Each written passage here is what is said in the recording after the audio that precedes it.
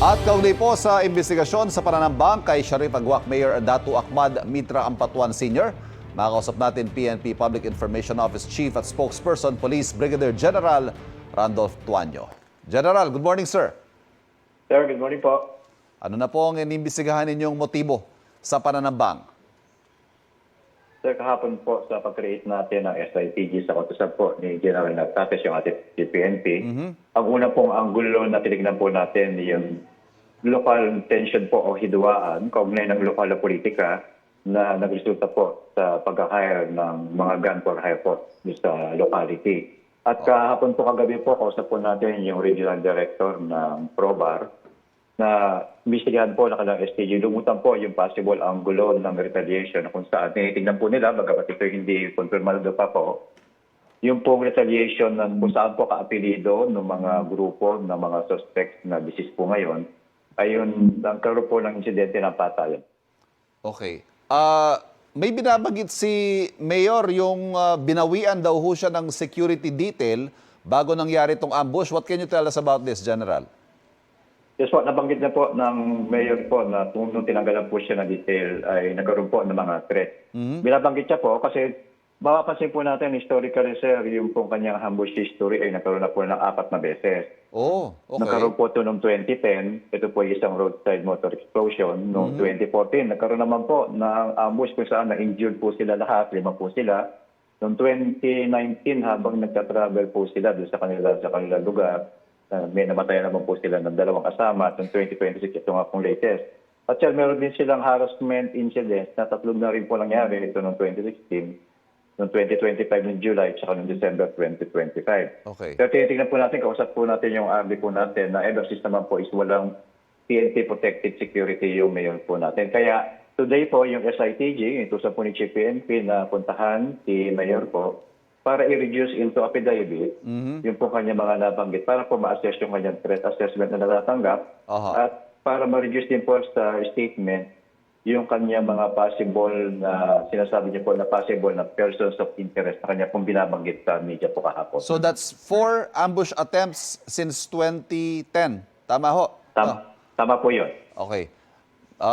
Sinuswerte rin po si Mayor dahil nasusurvive niya so far itong mga tangka sa kanyang buhay, General. Yes sir, kaya po nagpapasalamat tayo na hindi po na nasaktan po yung ating mayor po doon. Ito, General, usap-usapan din po ng mga nakakita. Caught on video ho yung ambush attempt. Gumamit po ng RPG. Natukoy na ho ba natin or may idea na ba tayo saan galing yung mga ginamit na armas? Yan, specifically itong RPG. Within the week po, hopefully maglabas po ng resulta po yung ating SITG kaugnay po ng kanilang investigation na sinasagawa po. Sino pong nangunguna sa SITG, General? Ang SITG po kahapon, binigyan po ang sabi po ni Chief PNP, tinulungan ng Director ng CIDG, yung DIDM, mula dito sa headquarters, yung ating Director for Intelligence para po tulungan po yung ating PNP sa PROBAR.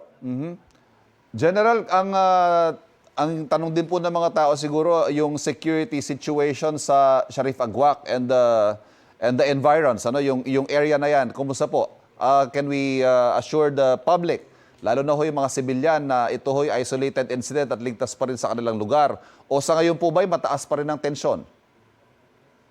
Sa ngayon po ay kasama po dun sa pinigay ng instruction po ng Direct RT po ng PROBAR, yung pong security assessment at online po, sabi niya po, rekomenda niya po administrative relief yung Chief of Police ng nasabing bayan para po tingnan kung meron pong possible security lapses na provide po yung nasabing police stations po. Lalo na po nangyari yata to sa mismong poblasyon, sa sentro? Sa poblasyon po at napakaaga po, alas 6 po ng umaga kasi nasabi niya administratively, i-relieve niya muna yung Chief of Police para tingnan kung nagkaroon po ng lapse sa pagpuprovide ng security sa nasabing bayan. And luckily, wala naman pong nadamay na sibilyan, po? Tama po. Wala naman po tayo nakikitang possibility ng spillover ng hostility sa ibang mga area dito po sa Metro Manila kaya?